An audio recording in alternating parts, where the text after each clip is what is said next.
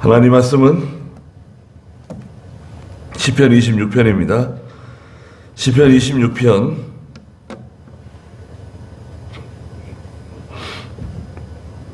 4절 말씀을 떠보겠습니다. 시편 26편 4절입니다. 나는 헛된 자와 함께 앉지 않으며 간사한 자와 동행하지 않습니다. 나는 악인의 모임을 싫어하며 악한 자와 함께 앉지 않습니다.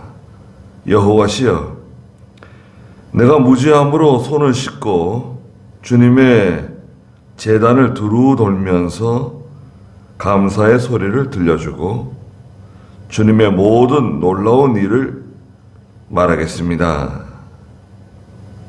그랬습니다. 네. 하나님께서 나를 살피셔서 시험하시고 내 뜻과 마음을 단련시키시는데요. 이 사람은 진리를 사랑하는 사람입니다. 3절 마지막에 있는 것처럼 내 눈앞에 있으니 주님의 진리 안에서 내가 걷습니다. 진리를 사랑하는 사람, 진리를 사랑하는 사람은 특징이 하나 있는데요. 미혹을 안 받아요. 진리를 사랑하는 사람은. 미혹이 많잖아요. 이러저런 이단이라든지 또 뭐 이상한 교회들이 많잖아요. 또 세상에 이렇게 하면 뭐 돈을 번다, 이렇게 하면 잘 된다, 뭐 여러 가지. 또 가까운 사람들이 또 그런 말을 해요.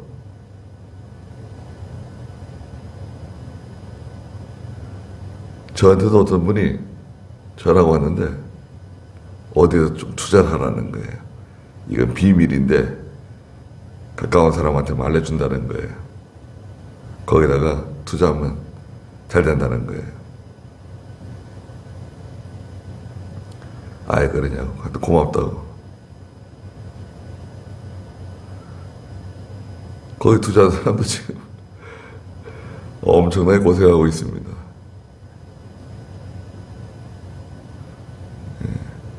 그것도 일부러 저를 너무 생각해가지고 멀리서 와가지고 아무 상관도 없는데 거기하고는 나 목사니까 알려준다 그러면서 알려줬는데 그건 아닌 것 같아요. 투자할 것도 없고 미혹이 많잖아요. 미혹이 얼마나 많은지 모릅니다.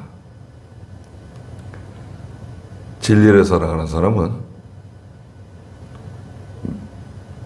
이 미혹을 받지 않는다. 미혹에 넘어가지 않는다. 그런 특징이 있습니다. 뒤에도 나오지만 4절에 나는 헛된 자와 함께 앉지 않으며 간사한 자와 동행하지 않습니다. 이 사람들이 미혹하는 사람들이에요. 헛된 사람, 간사한 사람. 헛되다고 하는 것은 거짓이에요, 거짓. 형체가 없는 거품 같은. 뭔가 보면 굉장한 것 같은데, 그죠? 굉장한 것 같은데 거품이에요. 거품. 거품 뭐 실체가 있나요? 거품은 시간이 지나거나 땅에 떨어지면 꺼지잖아요. 깨지잖아요. 그러나 그 속을 모르는 사람은 속을 수 있습니다. 또 간사한 사람들, 이 사람들은 다 세상에 속한 사람들이에요. 이 사람들은 세상이고 육체고 욕심입니다. 욕심을 따라가면 어떻게 됩니까? 빌립보서에서는 탐심은 우상숭배다. 빌립보 3장 5절인가요? 탐심. 이거는 사람 속에 다 있는데 욕심이 있잖아요, 다요. 여기 밖으로 나오면 문제가 되는 거예요. 탐심은 우상숭배. 골로새 3장 5절. 골로새 3장 5절 읽어보십시오. 그러므로 너희는 땅에 있는 지체를 죽여라. 곧 음행과 더러운 것과 종욕과 악한 욕망과 탐욕이니 탐욕은 우상숭배이다. 네. 땅에 있는 지체, 육체 가운데는 음행, 더러운 것, 정욕, 악한 욕망, 탐욕은 우상숭배다.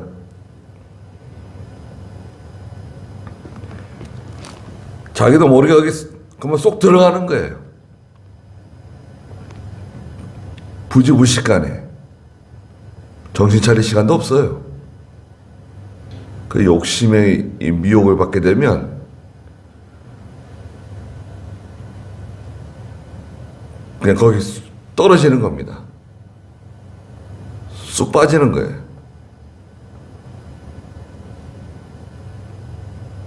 어떻게 자기 힘으로 나올 수 있나요? 자기 힘으로 못 나와요. 그래서 5절에 나는 악인의 모임을 싫어하며 악한 자와 함께 앉지 않습니다. 이 앉지 않는다. 4절에도 앉지 않는다. 같이 앉지 않는다. 함께 앉지 않는다. 이 함께 앉는다고 하는 것은 같은 노선으로 가는 거예요. 같이 어울리는 거예요. 예. 그 사람들과 같이 협력하고 같이 그 일을 같이 하는 거예요. 동업은 뭐 아주 가까운 거고 그건 앉는 것보다 더 가까운 거죠. 예. 같이 앉는다고 하는 것은 그걸 같이 하는 거예요. 마음을 같이 하고 뜻을 같이 하고 같이 어울리는 거예요. 그 사람들과 어울리면 어떻게 되겠습니까? 악인의 모임. 이 사람이 이게 악한 사람인가? 이 사람과 어울리는 사람이 악한 사람인가? 네. 그게 악인의 모임이에요. 예전에는요, 그 장터라든지 어디 시장에, 남대문 시장이나 동대문 시장이나 이런 데 근처에 가면요, 그런 거 있었습니다.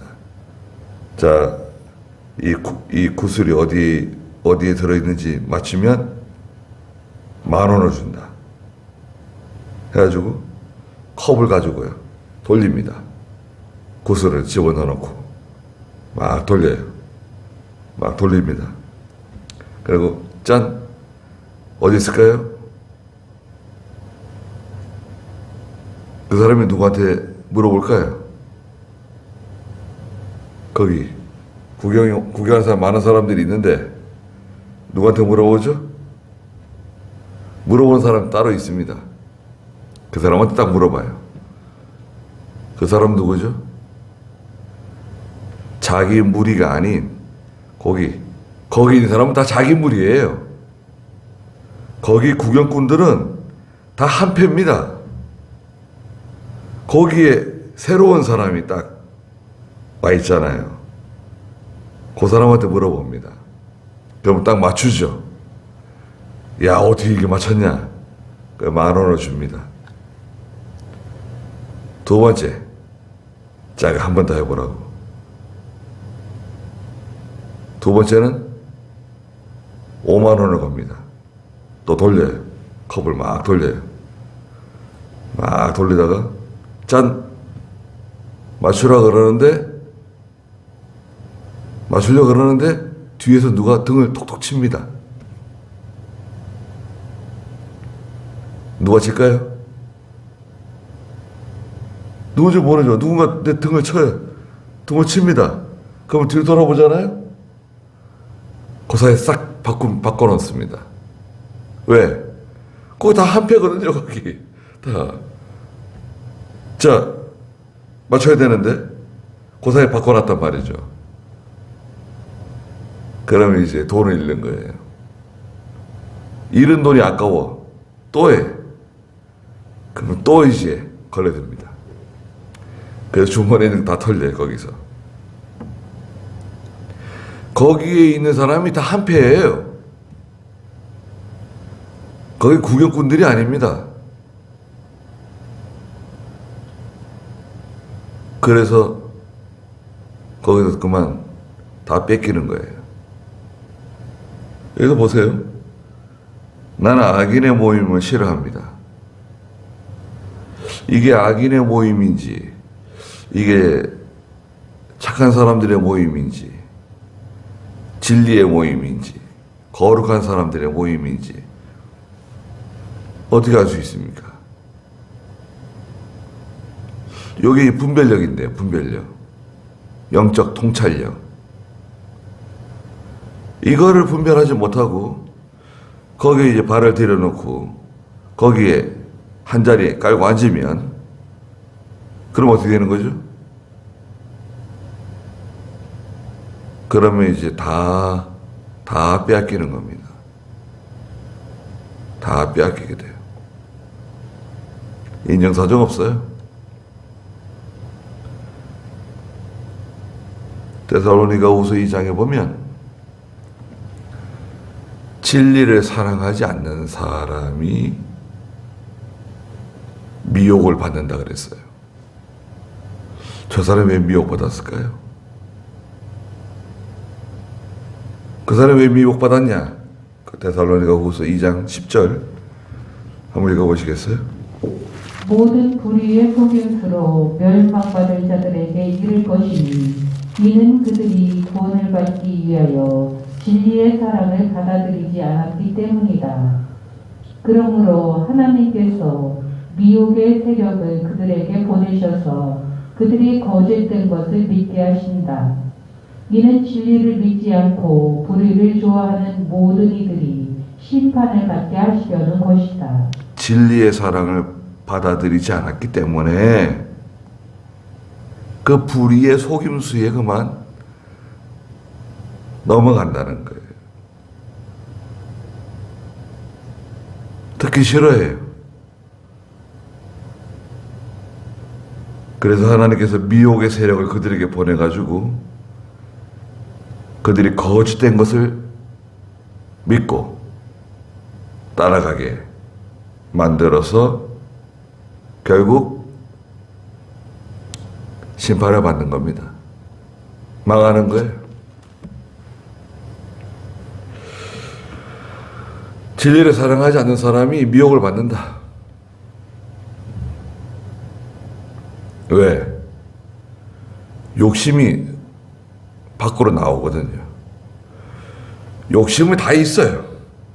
욕심 없는 사람이 없습니다. 다 있는데 그 욕심이 딱 이렇게 가둬져 있거든요. 속에 감춰져 있어요. 이 욕심 밖으로 나오면 이제 문제가 되는 거예요. 그 욕심을 절제하고, 그 자기를 부정하고 부인하고, 나는 날마다 죽노라. 자기를 십자가에 못 박고, 이렇게 해서 이제 그걸 잘 다스리면 거룩한 길을 걸어가는 거예요. 잘 다스리면. 그런데 그만 다스리지 못하게 되면 이게 밖으로 나옵니다.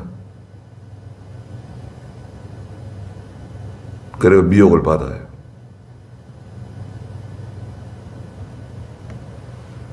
왜 그 사람과 같이 있었냐?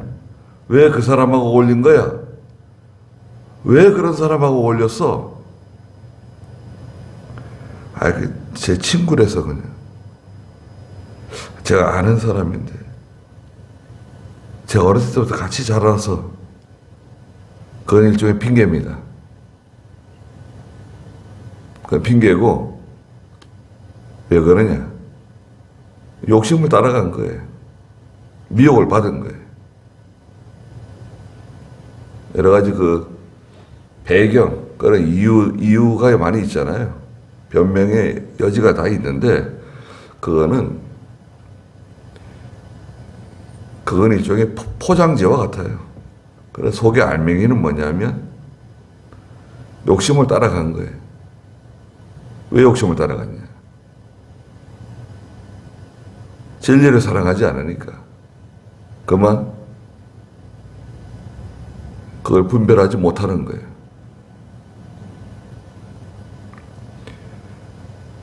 그 욕심은 아까도 말씀드린 것처럼 그만 쏙 빨려 들어가는 거예요. 예. 바위를 매다는 것처럼 물속으로 빨려 들어가는 거예요, 자기가. 헤어나오지 못해요. 나는 헤어나올 수 있다. 불가능해요. 이게 무서운 겁니다. 저 사람이 왜 이렇게 미혹을 받았을까? 참 이상하네. 저렇게 똑똑한 사람이, 저 사람이 뭐 부족해가지고, 저런 데 미혹을 받아가지고, 저렇게 그냥, 모든 걸 다 잃어버리고, 저렇게 고생을 하고, 왜 그랬을까?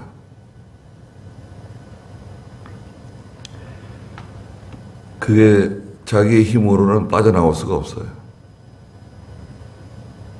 6절에 여호와시여 내가 무죄함으로 손을 씻고 깨끗하다는 거죠. 다윗은 깨끗하다는 거예요.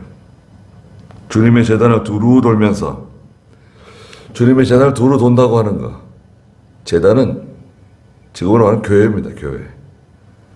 하나님께 제사 드리러 늘 가잖아요. 성전에. 하나님을 섬기러 늘 제단 생활을 늘 하는 거예요. 그 제단 주위를 늘 돌게 되잖아요. 하나님의 제단을 일부러 뭐 절간에 가서 탑 도는 것처럼 도는 게 아니라 늘 하나님의 성전에 간다는 거예요. 제단 생활하고 늘 하나님 앞에 하나님께 발걸음이 늘 간다는 거예요. 제단을 돈다고 하는 것은. 제단은 오늘날 교회다. 교회. 두루 돌면서 감사의 소리를 들려주고 주님의 모든 놀라운 일을 백성들에게 말하겠다는 거죠. 다윗은 선지자이기도 합니다. 왕이었지만 다윗은 선지자이기도 했어요. 백성들에게 하나님의 놀라운 일들, 하나님의 그 은혜를 말하고 가르쳐주고, 자기를 늘 회개해서 깨끗하게 하고. 우리는 뭐 손 어떻게 씻습니까? 회개하는 거예요, 회개. 하나님께 늘 회개하는 거죠. 그럼 깨끗해지는 거예요. 8절에 여호와시여 내가 주께서 계신 집과 주님의 영광이 머무는 곳을 사랑합니다. 주님이 계신 집, 영광이 머무는 곳 어디예요? 하나님의 성전이죠. 교회예요. 84편 10절에서는 주님의 집에서 한날이 다른 곳에서 첫날보다 좋습니다. 뭐 온갖 아름다운 것이 가득한 곳이 있다 하더라도, 산의 진미가 있다 하더라도 주님의 집, 주님의 성전에 문지기로 있는 것이 좋고. 거기 한번 읽어볼까요? 84편 10절. 주님의 궁전에서의 한 날이 다른 곳에서의 첫날보다 나으며 악인의 장막에서 살기보다는 내 하나님 집에 문지기가 좋습니다. 네. 주님의 궁전의 한 날이 다른 곳에서 첫날보다 낫습니다. 악인의 장막에서 뭐 호의호식하고 그렇게 살기보다는 내 하나님의 집에 문지기로 있는 것이 좋습니다. 내 이름으로 모인 두세 사람, 내가 거기 함께 하겠다고 마태복음 58장 20절에는 말씀하시고, 그게 교회죠. 교회. 내 이름으로 모여있는 두세 사람, 교회예요. 거기 내가 항상 함께 하겠다. 교회가 아름다운 것입니다. 지상에 있는 교회는 좀 불안정해요. 다 죄인들이 모였잖아요, 우리가. 예. 이건 뭐, 성격도 다 다르고, 생활 방식도 다 다르고, 생각하는 것도 다 달라요. 근데 이제 교회에서는 하나님의 은혜로 이게 다 녹아지는 거예요. 용광로 속에 들어가는 거예요. 하나님의 은혜가 있으면 다 이게 녹아져-가지고 다 하나가 되는 거죠. 그 용광로가 식으면 어떻게 되죠? 그러면 이제 큰 사고가 나는 겁니다. 네. 그 용광로가 식어버리면 교회는 사고가 나는 거예요. 시끄러워집니다. 별일이 다 생겨요. 우리는 하나님의 은혜로 살아가는 사람들이고 하나님의 은혜를 먹고 사는 사람들입니다.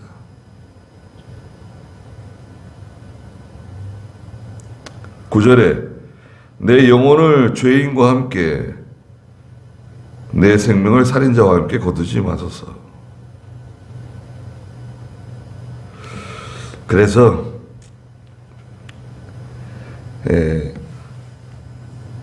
진리를 사랑하는 사람은 미혹받지 않는다. 누구하고 함께 앉을 것이냐? 네? 같이 앉는 사람, 같이 동행하는 사람. 그 사람이 중요합니다. 거기까지 하죠. 기도하겠습니다. 거룩하신 하나님, 저희들이 날마다 주님 앞에 회개하며 우리의 손을 씻게 해주시고 우리 속에 있는 부패성이 역사하지 않도록, 부패성이 나와서 우리를 삼키지 않도록 항상 하나님의 은혜 가운데 거하고 주님의 집을 사모하며 주의 제단을 두루 돌아다니는, 항상 거기에 발걸음이 머무는 마음이 하나님의 전에 늘 와 있는 저희가 되게 해주시옵소서. 또 하나님의 교회를 항상 지켜주시고 주께서 친히 주장하시고 또 오늘도 귀한 하루 주셨사오니 하나님 영광을 받아주시고 저희들을 보호해 주시옵소서. 예수님의 이름으로 기도드리옵나이다. 아멘.